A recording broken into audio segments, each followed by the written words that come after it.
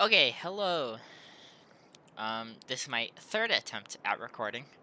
The first time I was recording the title screen apparently somehow while it was closed, and the second time it just didn't record at all. So I'm going to double check right now that I am recording. I am, and let's get started. This is going to be a comprehensive Civ 6 guide on district placement. I'm going to talk about every district in the game that is standard, non-unique districts. And so let's get started. The first district to talk about is the aqueduct. So the aqueduct must be placed adjacent to a city center and adjacent to a fresh body of water or a mountain. And so what that means is I could, for example, place a aqueduct here because it is adjacent to my city center and it reaches to this body of water river on this tile. And it is important to note I could not build an aqueduct right here because if you look at it, it'll go straight out to this, and then it'll come straight back to the same edge of the tile, and aqueducts can't do that. So you have to make sure that they're touching two faces of the city center and like whatever object you're trying to connect to. So it's like obvious for mountains and lakes and oases, but it's not as obvious for rivers. Aqueducts have no adjacencies of their own, but they're useful for buffing up adjacencies of other districts in the game, and also they provide housing. And so that's why you want to build aqueducts from time to time. They're not super important. You don't need them in every city for sure, but in some. So the important one is the campus. So the first thing to note about the campus is it gets +1 adjacency from every mountain. It gets so before I talk about this, the adjacency bonuses work in, there's 3 categories. So there's minor adjacencies, standard adjacencies, and major adjacencies. Minor adjacencies basically give 1 science for every 2 of something. And so, for example, a campus gets a minor adjacency from districts and from rainforest. So, for example, if I were to look over here, I see 1, 2, 3 rainforests. So if I were to place a campus right here, I would only get +1 because these 2 are providing 1, and this only provides 0.5, and it rounds down. So in order to build up your campus adjacencies, you're looking for mountains. You're looking for the major adjacency givers, such as reefs and geothermal fissures. That's what gives campuses. I haven't seen any on this map, so I can't show those off. But, so for example, down here would be a +4 campus. This would automatically be +4. And you could build around it to buff it up. So for example, if you were to place something on this sheep tile, like maybe you have an aqueduct here and like a city center here, or maybe you switch it up and you do this as the commercial hub and you do an aqueduct here, then you can make this a +5 campus. So that's pretty good. For when you don't have any mountains or other major adjacencies to provide, the best adjacency you can get is +3, and that's when you basically surround it with surround the district. So for example, you could do over here, you could do a campus maybe, and then if you were to surround it with districts, like maybe a commercial hub, maybe another commercial hub if you have another city, maybe you have like a city over here by this wonder or something, and you could build up around this. You could do like a theater square, or maybe a holy site here, and like maybe a theater square here, and maybe you just want like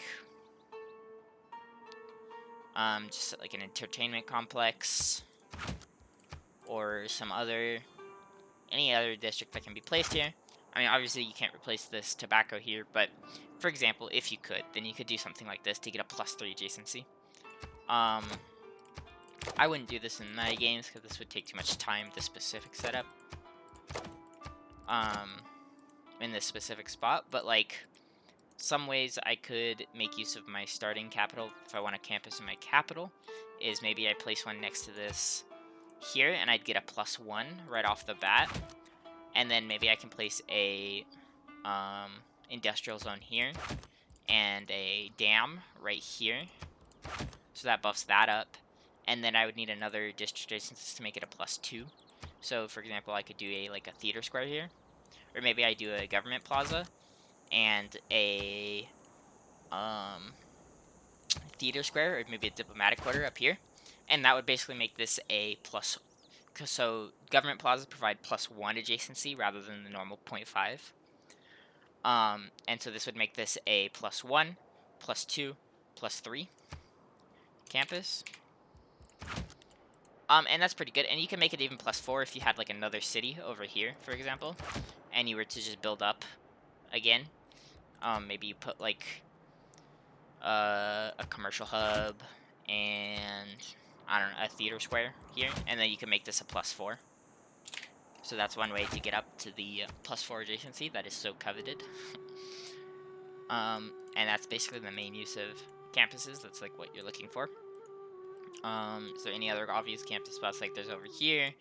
I don't know if Woln, for example, you could calculate it, capture this city, then maybe this is another mountain, or maybe this is an open space. So that could be a potential easy +6 campus right there, potentially. So I'll move on to the next one. So commercial hubs are the next district. And they get a major adjacency from rivers and from harbors. So something you can do, for example, is let's say I want to place a city here, and then I can place a harbor like right here, and then I can place a commercial hub right here, and basically essentially you get a +2 from this harbor and a plus 0.5 from this, so it's just a +2 right now. But I could build up a little more, and I could build something here. Maybe I want maybe entertainment complex, for example, and then now this is a +3 commercial hub. So that's one way to build it up.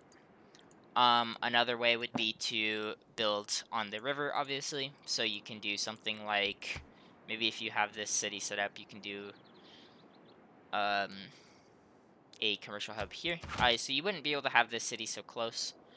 I'll just delete this, actually, it's not that important. But you could do one at 1, 2, 3, 4, so you can have cities 4 tiles away. So you could do something over here, and then you could reach out and build another commercial hub over here, maybe. And then you could have so that's ways to get up your commercial hubs adjacencies. For example, down here you'd have a +2, +3 right now, and you can make this a +4. If you were to place another district over here, maybe you want your industrial zone, or maybe you want like an encampment, or you can't place an encampment there, but maybe you want a theater square. And then this is a +1, +2, +2. So that is a +4. Because you get 1 here, 1 here, and 2 from the river. So that's how you would get up your commercial hubs. So what are some other things you can do? So I'll move on to the next one. So the diplomatic quarter is next. Or the dam is, actually. Sorry. The dam can be placed on any floodplains tile. So over here, there's floodplains. You can place it on those tiles. The other thing is it has to have a body water entering the tile and leaving the tile. So, I mean, because it has to be placed on a river. So you could place it anywhere along this river and anywhere along here. There's some, like, finicky places that you can't place them, where, like, the river forks, which is pretty interesting. I can't see any right off the top of my head. But some interesting things you can do with dams is they provide a major adjacency to industrial zones, just the same as aqueducts. And you can only have one dam on each river. So, for example, if you had this city set up, let's say this one wasn't here, and you could place this city, then you could have let's say an aqueduct here and an aqueduct here. Then you could place an industrial zone in between them, and you could build a dam over here. No, that's not the dam. And then this would be a +6 industrial zone right off the bat. And then you can actually buff this up even more by just saying by putting a commercial hub here and a commercial hub here, and then that would be like a +7 already right there. So industrial zones are really useful to build up. And for this one over here, I would like use this setup probably. You'd get a +2, +3, +1, +1. So that's 2, 4, 5, 6. This would be a +6 industrial zone. Unfortunately, this campus doesn't provide anything to it because you can only have, again, this would be like adding 0.5 and then it would round down. So it's actually 6.5, but it rounds down to 6. So yeah, that's how you use industrial zones, and I can talk a little bit more about industrial zones when we get there. But the diplomatic quarter, I placed up here, for example, in an experimental game I could. And the diplomatic quarter is basically just like another district, but you can only build one in your entire empire. And it provides you diplomatic favor, essentially, and extra envoys. So it's a very useful district to have, but it doesn't provide adjacencies of its own, so you don't need to worry about it in terms of like building around it, and you can just use it to build up your other things that you want, like campuses and theater squares. So the next district to talk about is another one that does not provide adjacencies of its own. It's the encampment. The only thing really important to note about the encampment is it has to be placed one tile away from your city center. So for example, it could be placed here, or it could be placed on this like stone tile.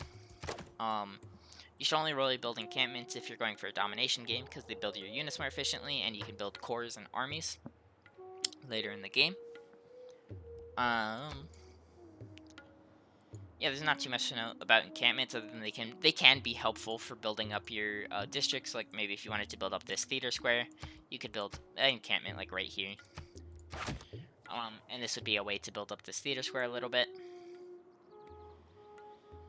So, yeah. Or I'll leave it there, actually.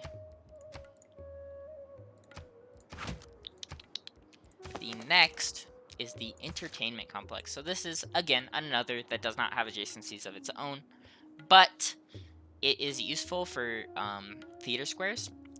But I'll talk more about that when we get to theater squares. The main thing you want to note about entertainment complexes is that you want to build them centrally in your empire if you're not using them for the theater square thing I'll talk about later. Because they provide amenities to multiple of your cities that are in range. It's based on being in tile range. So they're particularly useful if you're running low on amenities. I'll talk briefly about the government plaza. So the government plaza, again, it provides a standard adjacency as opposed to a minor adjacency for districts next to it. And you can only build one across your entire empire, and it provides government titles. So you want to be building them centrally, like, and surround them with districts to just make use of that +1 bonus. So we can talk about the next one, the harbor. So the harbor, so for example, a harbor could be placed here. It gets a major adjacency from city centers and a standard adjacency from sea resources. So a harbor built right here would get a +4. And I don't believe they get an adjacency from commercial hubs. No, they do not. So yeah, that's the main use, and there's not too much you can do to build up these because they tend to be, again, coastal, and you can't build districts in the water, except for maybe later in the game you could build a water park, but this comes pretty late in the game, and you could buff this up a little bit by having this commercial hub and this water park here, so this become a +5. And that's the main use. So for example, in this city, you could build a harbor right here, or right here,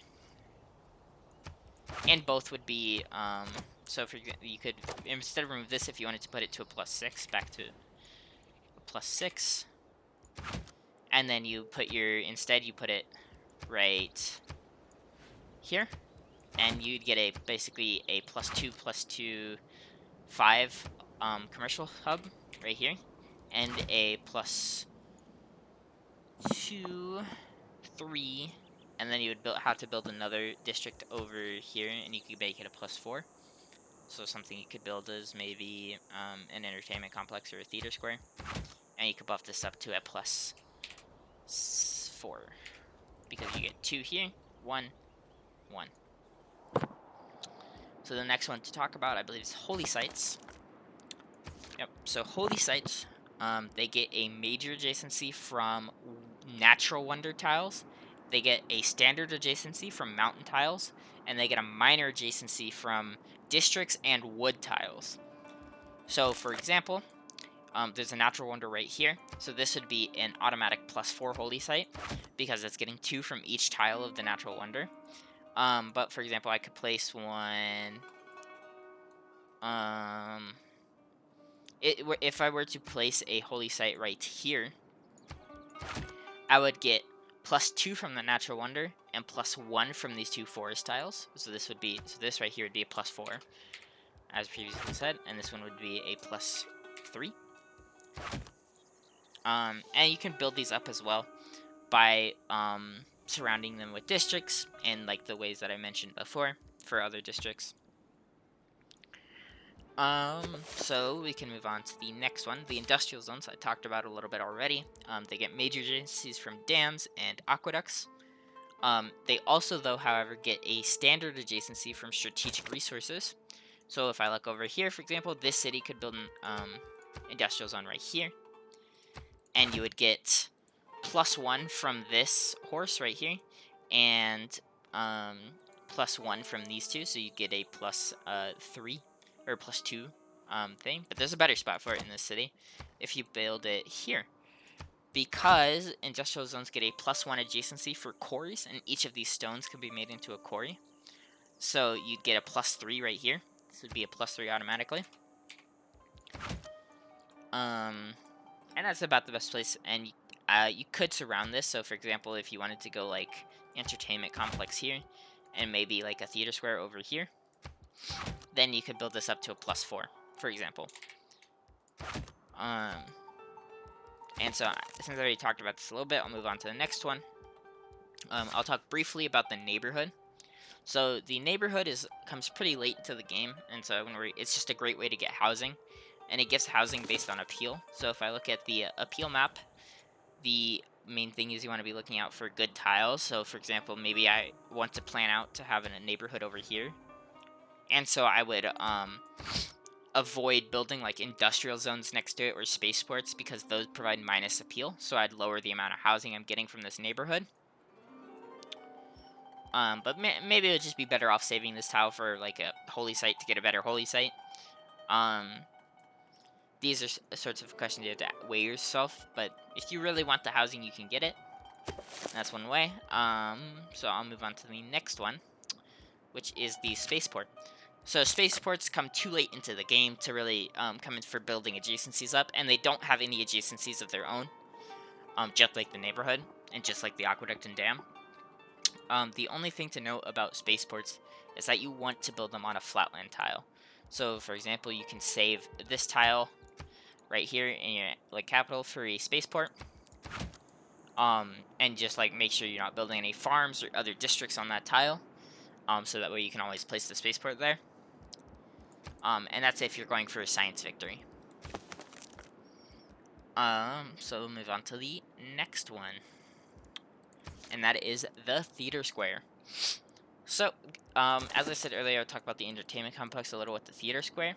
So you can do something kind of interesting with the theater squares and the entertainment complexes. So for example, if you haven't built your government plaza and you want to plan for this, is you can do a government plaza, you can go theater square,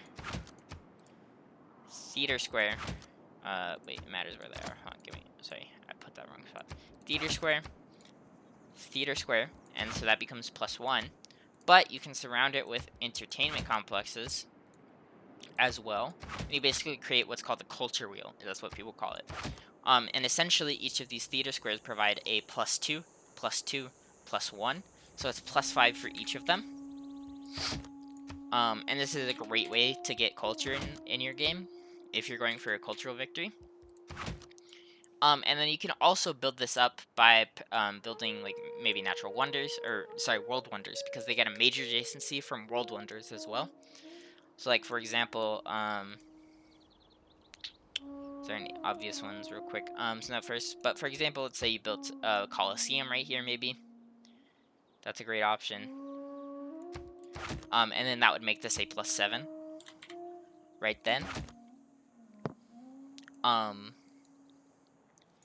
so that's a great way to get culture. And of course, other things that provide culture are, so it's the major adjacency from wonder tiles, the minor adjacency from districts, standard districts. You get standard adjacency from the government plaza. You get a major adjacency from entertainment complexes and water parks. So you can build them next to water parks if you want. And the rest of these are just unique tiles, or these two are special natural wonder tiles. The rest of these are unique. Basically Brazil and Byzantium. Entertainment complexes are unique, so they're called those, and they still provide the major adjacency. So that's all the adjacencies, and the last thing is the water park, which again has to be placed coastal. So, like for example, if you were founding the city, maybe you want to place a theater square right here with like another district right here, or maybe even just an entertainment complex. You want both. Maybe you don't put it here, and you don't want to buff up this, and instead you want the culture. So you can, for example, get a +4 theater square right here. That's just another way to build up your theater squares adjacencies. And one thing to briefly talk about when you're doing these sorts of long setups, especially when you're doing like these major setups, like these industrial zones, where you have to build the aqueduct, the dams, and the commercial hubs all up, it takes a lot of time in your games, and some people don't like to go for those because it takes too long and they feel vulnerable when they're doing it. And so sometimes you'll see, especially in multiplayer games, you'll see players just go for like little district triangles where you have like maybe a city over here. For example, let's say this was somewhere that you're like settling, or maybe you started over here and you just build up like little districts, and maybe you go for a campus here and like a a theater square or a commercial hub here, or maybe a harbor in the lake. And then that would be a +1 campus, right? Or it'd be +2 because it's next to the things, and that's like one way that they do it quickly. But if you're playing for late game, then you should try to build up your adjacencies, and you should try to hit these +4 marks. And the reason +4 is so important is because the first thing is that when you get to recorded history, you get +100% adjacency, and there's one for theater squares too, and holy sites. I don't remember where the theater square one is, but you can essentially double your adjacency output. So, for example, this +5 down here will become +10, which is very good. You're essentially increasing the amount of science by double. And then the other civic that's important is the Enlightenment civic, which basically provides an extra 50% science if your population is 15 or higher, or if you have a +4 adjacency or higher. That's why the +4 is so important to hit. And so like this +4, for example, it would automatically give your libraries, your universities, all +50% science. So the library starts off with 2, so +50% would be a +3 library now.